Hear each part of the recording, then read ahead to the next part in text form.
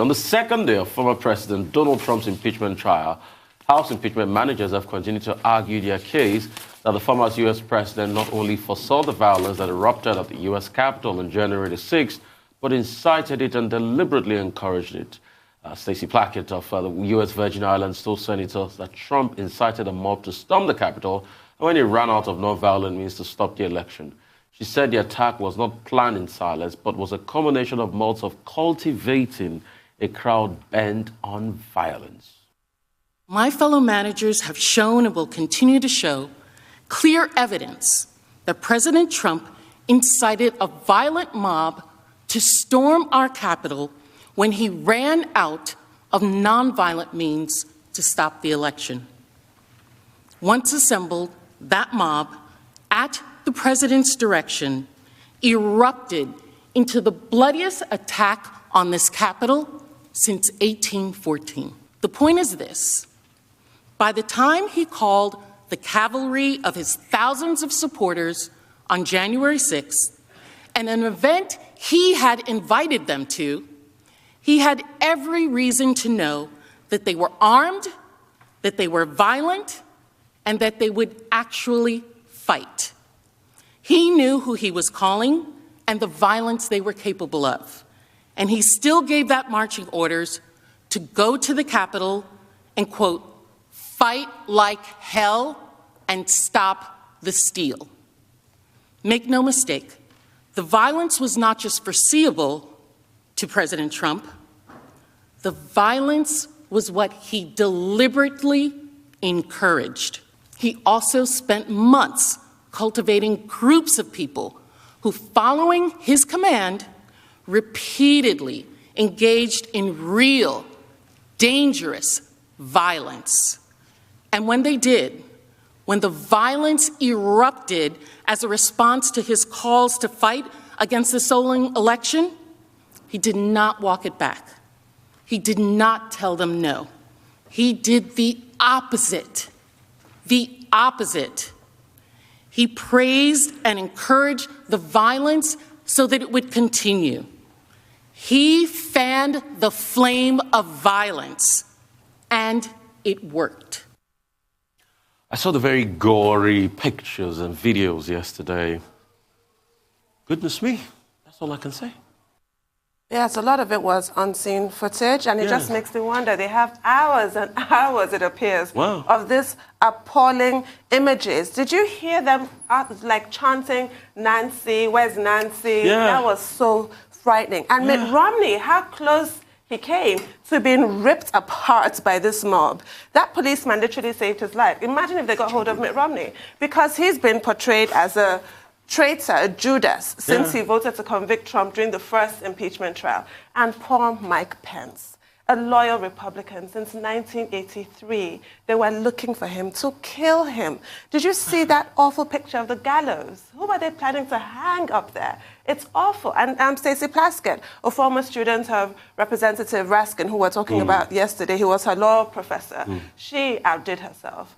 The argument was flawless. But unfortunately, I doubt that it's enough to actually persuade the 17 necessary Republicans to actually vote their conscience. At this point, the Republican Party is so desperate to hold on to power. They've forgotten all about principles, right from wrong. They're just really, I feel, panicked, as is a huge demographic in America, feeling that their day is over, feeling that the white man is under attack. You know, the Americans feel as if they've been overrun by ethnic minorities, racial integration, really archaic and completely bonkers to be talking like this. This is not Jim Crow, but they do feel that way. And the fact of the matter is that Joe Biden has his work cut out. His country is this polarized that even in the face of glaring evidence, the Republicans are still unwilling to do what is right.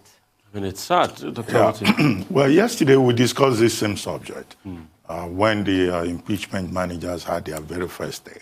And we talked about the video footage that they had presented. But the video that they showed on the second day of the impeachment proceedings, while trying to fit everything into the 8 hours that they have been given, was even more devastating. This was on scene before footage, showing how the insurrectionists or the mob stormed the the Congress, the Capitol, and seen images of staff, Congress staff, hiding behind their doors, Eugene Goodman and other police officers calling for backup and practically protecting, the lawmakers. You've mentioned Mitt Romney. You've mentioned, what's his name? Mike Pence. Former Vice President Mike Pence. Now, what the footage, the video that was shown yesterday, confronted everybody with, either they were Democrats or Republicans, is the fact that, look, they could have been killed. Yes. That they could have died. Yes. I mean, they were just a few steps away. And that, I think, would weigh heavily on the conscience of all the members, and particularly the 100 jurors.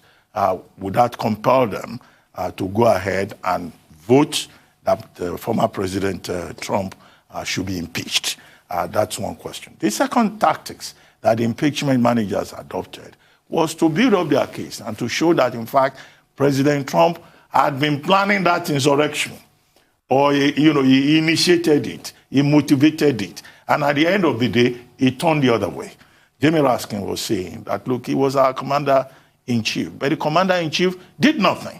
He saw us, in the face of danger that he himself had, encouraged, but the commander-in-chief did nothing. Everybody called on him, he did nothing. So it looked like, President Trump, in fact, committed evil against the United States. That's what he did. I think that was the strongest point that they were able to establish. However, the impeachment process is not a legal process. It's actually a political process. And so at the end of the day, no matter how strong the arguments that may be presented by the impeachment managers, it doesn't mean automatically that you will get that two-thirds majority. Now, the Republicans, they are divided amongst themselves. 6 of them voted for the constitutionalism of the impeachment process. But when it comes to the vote, it may be difficult to get enough of them to vote for impeachment. And that will be a matter of their conscience, where they stand in terms of the common good and in terms of their own, insecurities as members of that political party. But as we go to break this, remember history will judge them. And the founding fathers will turn in their graves. That's all on News Headline. We'll take a short break now. When we return, we'll have more conversations with Rotus, Michael, Adisu, and the team right here on the Rise News channel. Stay with us. We talk about Africa, global business, sporting activities, and everything you need to know on a packed full edition of the morning show for you this morning.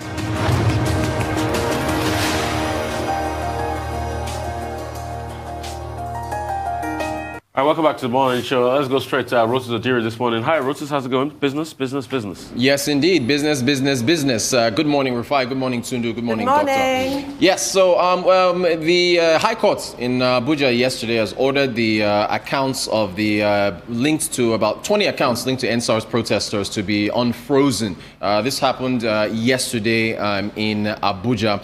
Of course, if you remember back on November the 4th, accounts linked to NSAR's protesters was ordered frozen by the central bank in order to investigate them for alleged terrorist financing. Now, it's understood based on the reporting I'm seeing, like from the Punch, that counsel for the central bank, Michael Aondoaka, SAN, had an application to extend the time. Remember, this was for a 180-day period between November 4th and February the 4th. When they stepped forward with the chance to extend it further, he said that in the spirit of reconciliation, it was being withdrawn, that he had spoken with counsel for the defendants, Femi Falana. So the court then said, okay, in lieu of this withdrawal, in the spirit of reconciliation, then the accounts are ordered to be unfrozen. Interestingly enough, Femi Falana, when he spoke to reporters after the decision, he did say that, hey, listen, you had 180 days to investigate these folks, that is the people, the protesters who had these accounts. Or rather, let me quote him, 3 months ago, you said you needed the court to order an investigation, that these guys were involved in money laundering and terrorism, but no investigation was carried out. This is according to Femi Falana, SAN, human rights activist and lawyer representing some of the protesters. Also, we have a quote here from Adewumi Emorua. He is a lead strategist at Gatefield Nigeria Limited, which is a public affairs firm in Abuja. He said, quote, that the CBN should pay restitution for the defamation, deprivation, humiliation, and the trauma of responsible citizens, according to him. There's also, let's take a look at a tweet here, a very interesting tweet here. At the top there, you see, first thing we're doing with the funds in the frozen accounts is buying cryptocurrency. Now, you can take that, you can take that to be sarcasm or a tongue-in-cheek jab at the central bank, but it feeds into a particular narrative as to the motives behind the central bank's move against cryptocurrency. Second tweet, of course, it says he spoke to Bloomberg about next steps after this court order, saying his lawyers are ready. But there's three narratives about the CBN's move against cryptocurrency, at least formal trading, with respect to using bank accounts to buy cryptocurrencies. One of which is that it was inspired by what happened with the NSARS protesters, where the accounts were frozen, and then they solicited donations using cryptocurrencies, which bypassed the accounts being frozen. We have a quote here from Jao Chim Makbong. He's an analyst with the SBM Intelligence. And when the order was put through, so he says that there's a direct line that can be drawn from the NSARS protests, which carried on partly with funding from cryptocurrency, even though the CBN restricted several accounts, to these latest regulations. So I'm linking this to the tweet from Adewumi. However, I'm not in line with this. I don't think that's the issue, although some do.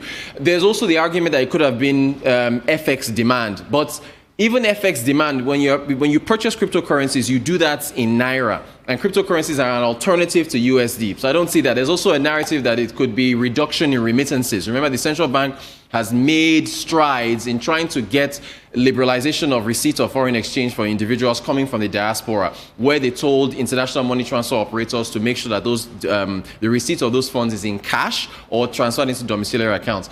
There's an argument that because remittances have come down, somehow cryptocurrency transactions or movements, funds towards there, it's caused a reduction in remittances. But the argument against that, I don't buy that either, is that whether it is a remittance coming from, whether it's an FX remittance coming from overseas to a Nigerian here, or a cryptocurrency coming from there, it's still value. You're still getting value. So any Nigerian in diaspora that is sending funds here, either way, value is being transferred. And again, the purchases are made using Naira. Anyway, so those accounts being frozen. Let's look at the Nigerian Stock Exchange. Yesterday, the exchange declined by 1.96%. Now, what's notable about this 1.96 decline on the all-share index is that it eclipses the entire decline for last week. Last week, the exchange for the entire week or throughout last week, exchange declined by 1.66%. So we saw a decline yesterday. There's been some bearish sentiment on the market. What's behind that? It could be an increase in money market rates. Let's look at OMO bills. This is from February the 4th. These OMO bills, open market operations, these are bills that are, the central bank issues in USD. They use that to get funding from foreign portfolio investors, and interest is paid in US dollars. This is what they restricted pension fund administrators and high net individuals from, that caused funds to flow into the stock market, and ended up, we saw a 50% year-to-date return on the stock exchange. So rates have been low, but if you look in black, that's January 28th. If you look at let's use the 362-day far right bar in black, it was about 5%. A week later, on February the 4th, it jumped, by times 2 to almost 10%. So we've seen rates increase on the OMO side. Now, yesterday, let's look at Treasury bills. If you look at yesterday's T-bill auction that took place February the 10th, highlighted in yellow, those are the current stop rates.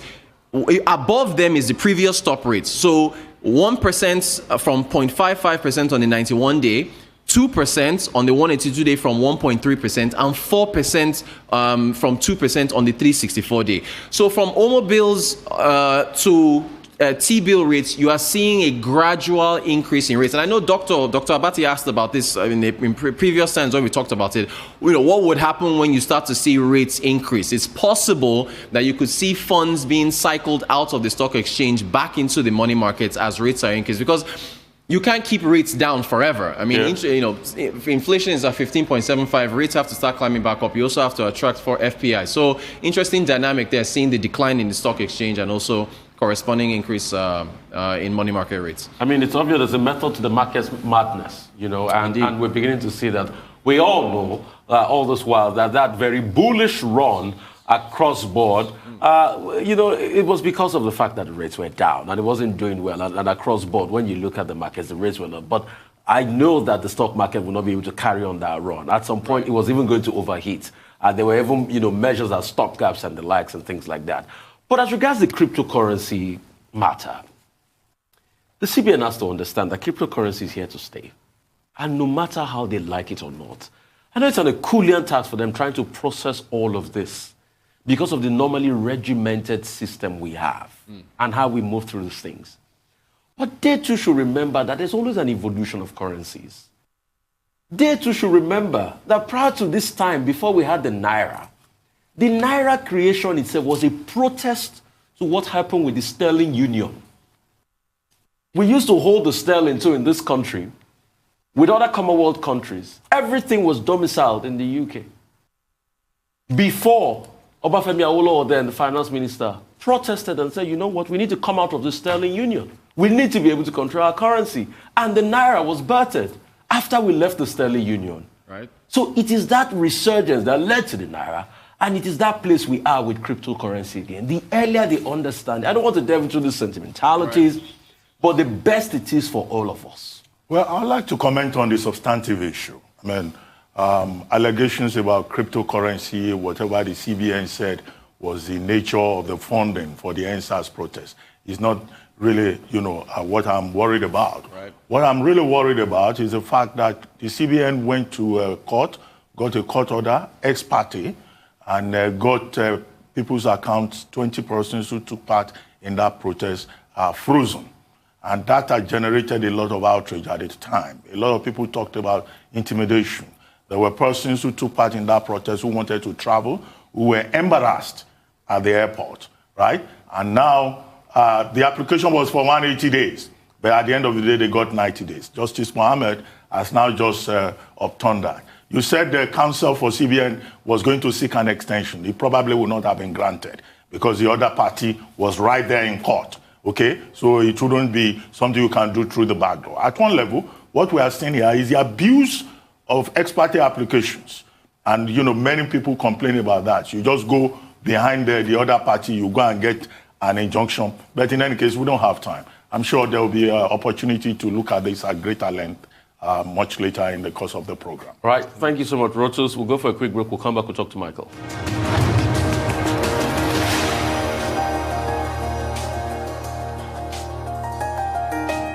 All right, moving on to business this morning. I'm always fantasizing about that wonderful countryside where Michael Wilson reports from in Doma in Hampshire. I'm looking forward to the cottages someday, Michael. I'm cheeky. I will. Don't forget the pub either. That's quite nice too. As far as things generally concerned, it was the weaker than expected US inflation data that actually put a fairly deadening picture. No bad thing really, but I mean that's it. So everything fairly dovish. The year of the ox it is now, as far as as Asia is concerned, and the same state of affairs really, just dragging on the markets. Japan's got a national holiday. China, as you know, Hong Kong has too. South Korea, Vietnam, Taiwan, all closed today. So that's really just not doing a great deal to the markets, much lower than average liquidity.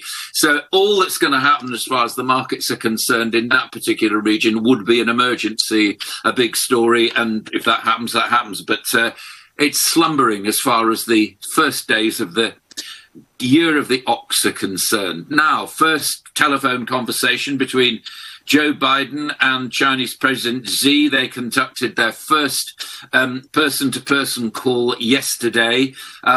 Both sides appear to have struck a fairly conciliatory tone, but obviously Biden warned about, political problems with China and so on.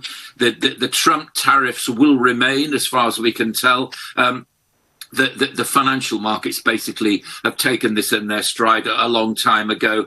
And though I think the one thing to be thankful for is that the exchange was at least civilized, which is actually quite good. So therefore, let's go to the United States and let's look at the markets there, and a bit of a recap for you. Enjoyed really just a sideways session, to be honest. The masters of the universe, as they call themselves in New York, were lower than expected US inflation figures. Dow rose about 0.2%. A bit of out of tech and into cyclical shares, but not a lot. Here's a good one from the new Treasury Secretary. We know her of old, Janet Yellen. She was voicing concerns about cybercrime. She's warned of an explosion of risk from criminals taking advantage of the pandemic and so on, using digital technologies. She told a US Treasury roundtable chat that cryptocurrencies held province, but they were too often used for crime. Remember this? We were talking about this yesterday, weren't we? However, she said new financial technologies could help fight crime and also reduce inequality. Right. Now, how about this one then? The Reddit army of retail bandits, as it were, has moved away now, and they're onto cannabis producers.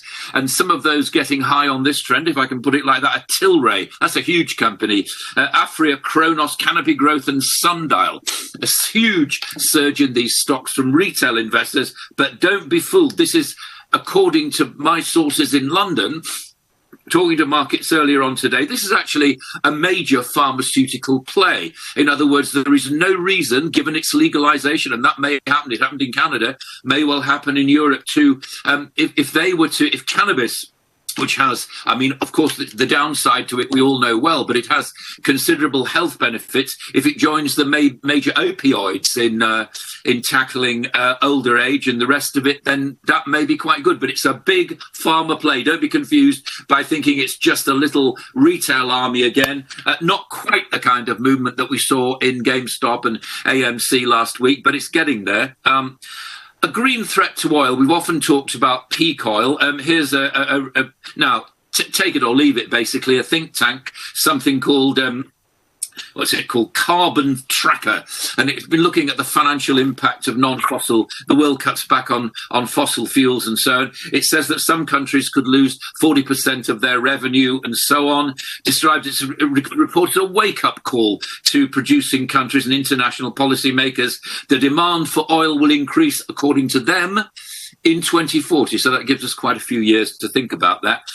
As far as the UK is concerned, so every year, round about this kind of time, the governor of the Bank of England talks to something called the Mansion House Gathering, and the Mansion House is a big building in the traditional building in the centre of the City of London. Often reported out of it myself fairly live at these kind of things. Naturally, it was a virtual thing. However, what he was saying was that it would not accept being dictated to by Brussels rules. And he said, "I'm afraid a world in which the EU dictates and determines which rules and standards we have in the UK isn't going to work." Is the EU going to cut out the UK from itself? There are signs that it's going to do that. If it did, he says, said Andrew Bailey, it will be a big mistake. We were talking also yesterday about those weird travel plans, this imprisonment of 10 years and so on. It got widespread ridicule yesterday, as we actually noticed. And now the head of travel is saying that the transport secretaries making a holiday, calling for people not to make summer holiday plans, is puerile and nonsensical. And we're talking, he says, the head of travel, as he would, of course, he's saying that we're talking about the end of May or June and so on. But there is a real feeling now that we're just fed up of politicians trying to spoil our fun. I was saying yesterday, more mature attitude would be to suck all this up and maybe keep the hatches battened down over the summer. That's one kind of thing. Keep the borders safe. Obviously, this comes on the top of stricter border restrictions, and the Kent variant that we've somehow developed, the county of Kent in this country, could last for years. So maybe we're not talking about containment, ladies and gentlemen. Maybe we're talking about living with this, and it downgrades itself to a snuffle, just like we get from flu. Maybe it'll be like that. Commodities, oil consolidates, but the markets are saying, and if you look at the technical side of things, dangerously over. WTI at 58.40, where it was yesterday, and Brent crude at 61.15, about where it was yesterday. Until we get some real news about what stockpiles are doing and so on. That's the feeling at the moment, so I wouldn't hope too much of it. And gold basically stuck in neutral, given all that back, very, very thin volumes in Asia. That's where the big action tends to be. And it needs to recapture and hold a level of about 1855, I think, before people will start to go back into the market. So the day ahead, and basically fairly thin fare, but we do have the weekly US jobless claims. I'll be talking with Reuters about that later on today. Expected to fall slightly to 757,000.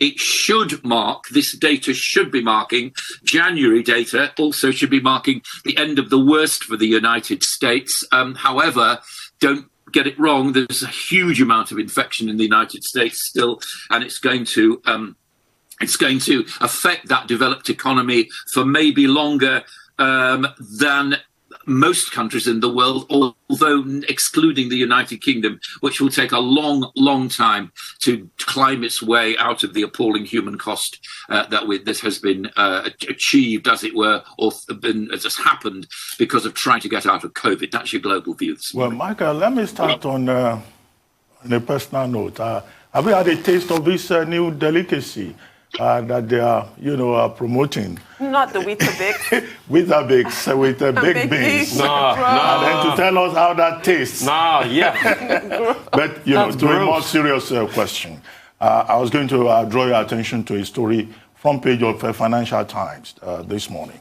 Financial Times is reporting that Amsterdam has surpassed London as the major trading center in Europe. And at the same time, that Netherlands has also taken most of the business away from the city of London. You recall that shortly after Brexit, I had asked you what are the prospects for London as the financial hub in Europe? And you had said, well, there won't be any anxiety in that regard. And is there any linkage between this and what the governor of the Bank of England is saying? And you reported that.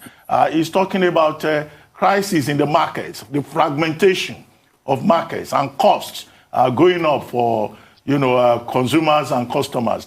What kind of fragmentation does he have in mind? What does he expect with the UK already out of the EU?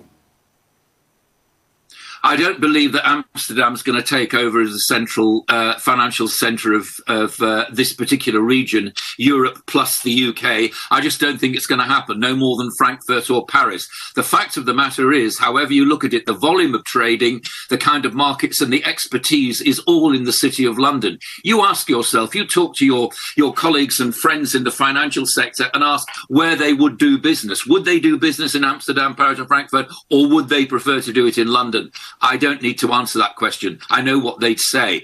The other fact of the matter is that you can't just transfer staff willy-nilly to a new financial centre like Amsterdam, because it's not just staff. It's a whole infrastructure. It's their families. It's their education. It's their healthcare and so on. It's hugely expensive. And actually, Andrew Bailey was talking last night about the dangers of it. I think there are dangers. Everybody's been nibbling at the way at City of London since God was a boy. It's just the way it is. However, the fact of the matter is it has a centre of gravity that pulls in financial expertise and so on, and that will take a lot of getting away from. I think what the EU is trying to do is certainly to stop this kind of level playing field about markets and so on, and trying to keep a lot for itself. I would expect that completely. But no, I don't care what the Financial Times says, to be honest. It is not going to happen. And if it does, it'll be beyond our lifetimes. It's not suddenly going to shift, of all places, to Amsterdam, because basically it just isn't the kind of financial centre that you'd want to go to, because it's too small. Have you ever been to the stock market in Frankfurt? It's a small room. You know, how many stock? It's a bit like the Nigerian stock exchange. It's illiquid. Oh, no, don't go there. Don't go there, Michael. Don't go there. Michael, I could just see you rule Britannia. Britannia rules the world in all of your comments. Oh, my God. But it's fine. But, Michael, historically, Amsterdam, the Netherlands, gave us the stock markets in the first place in the 1600s. Let's not forget that. Did. Yeah, they did. They did. So all of a sudden, if your stock market is too small, it's fine, Michael. But let's talk about the Scandinavia. Let's talk about Sweden. 0% interest rate. What can we learn from the Swedish economy? Well, it's 0% and negative possibly as well. Sweden is a very, very self-contained country, never really made its mind up as to which side of the fence it actually is.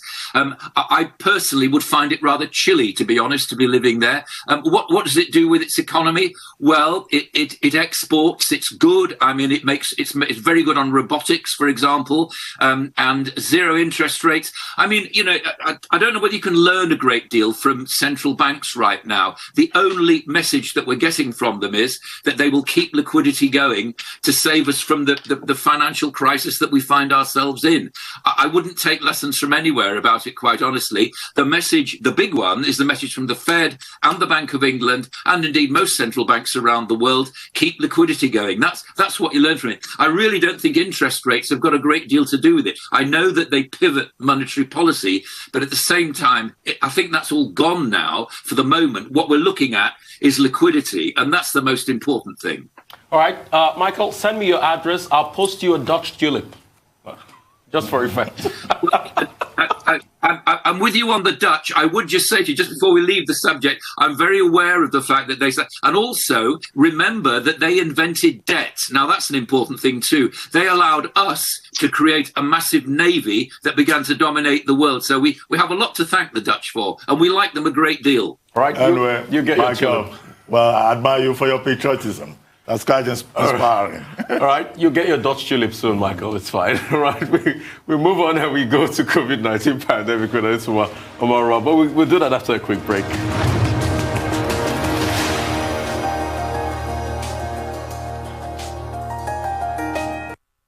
All right, let's go straight to Adesua and hear more about COVID-19. Adesua, good news, good stories I want to hear today, please. Well, good morning, Rufai. Good morning, Dr. Bati, and good morning, Tunde. Good morning. Indeed, we have good news. The WHO has been breaking down the figures for us in its latest weekly update.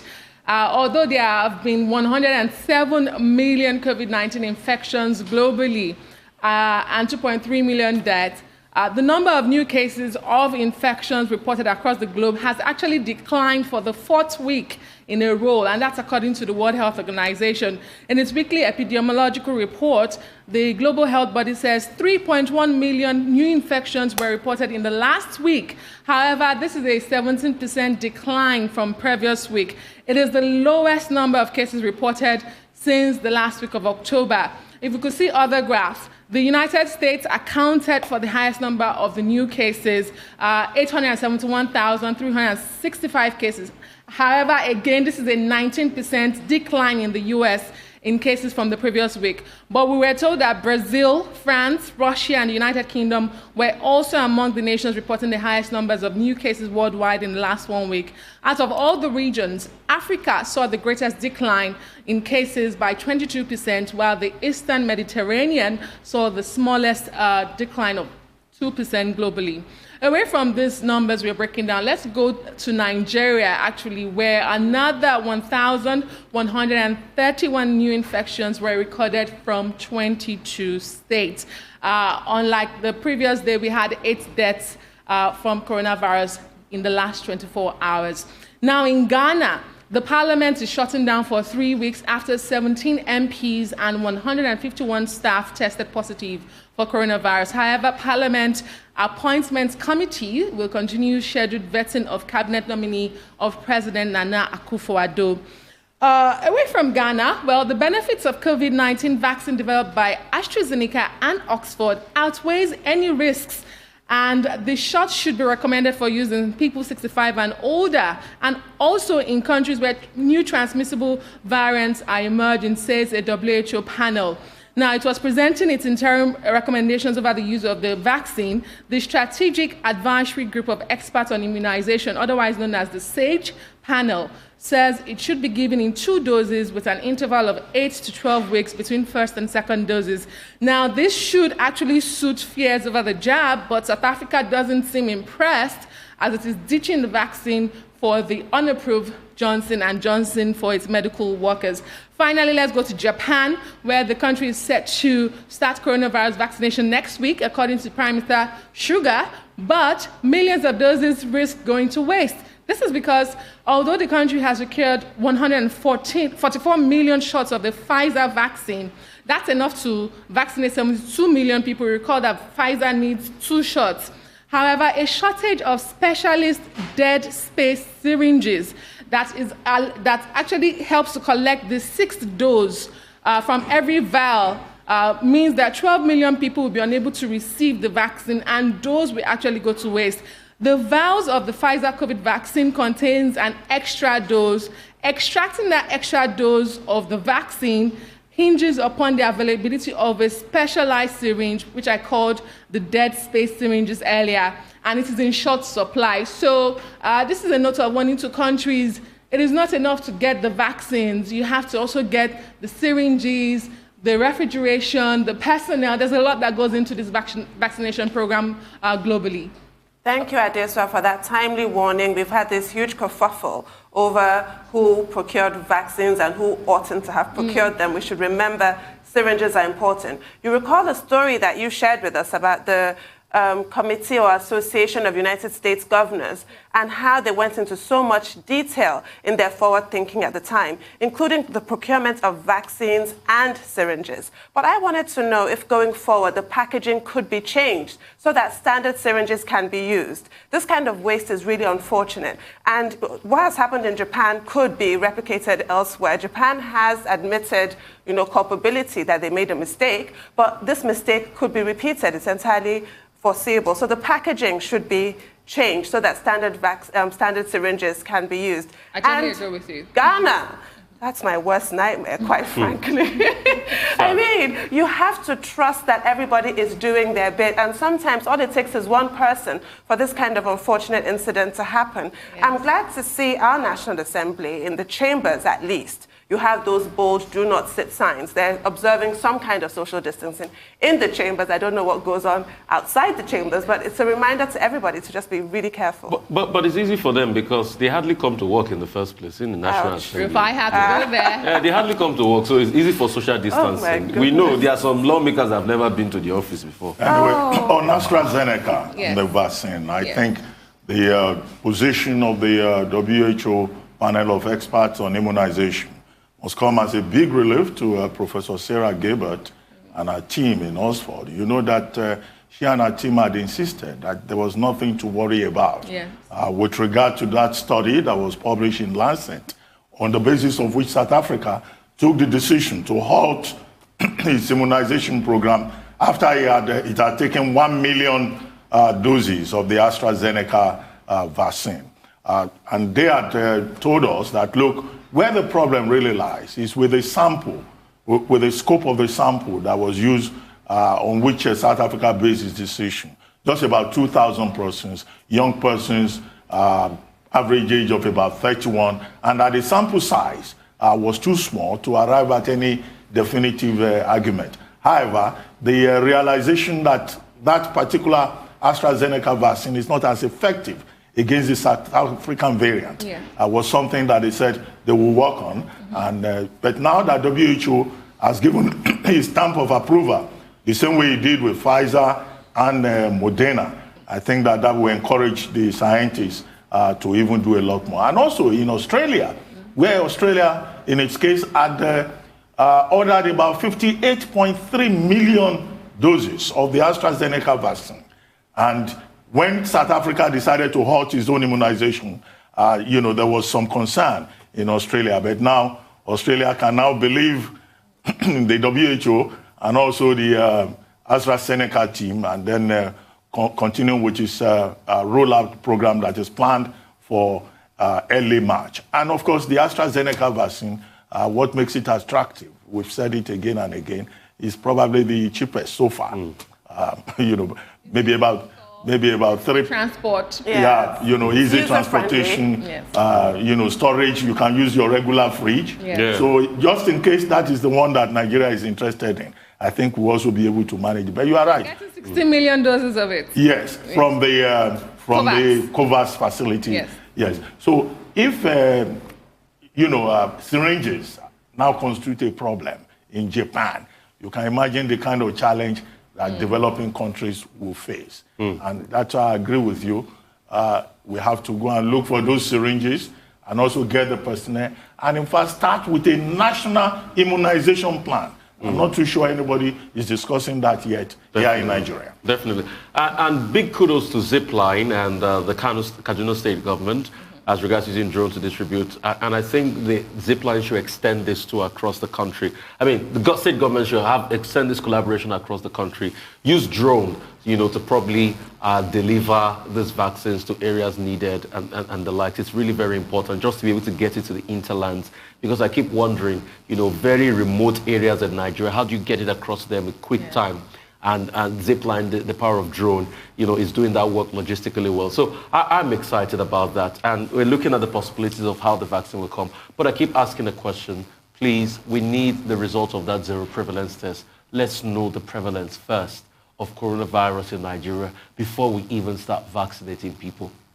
Because the zero prevalence test might even have shown us that we've reached herd immunity, might not even know, unless we put the data out there. So we need that data. Thank you so much, Adesu. I really appreciate you.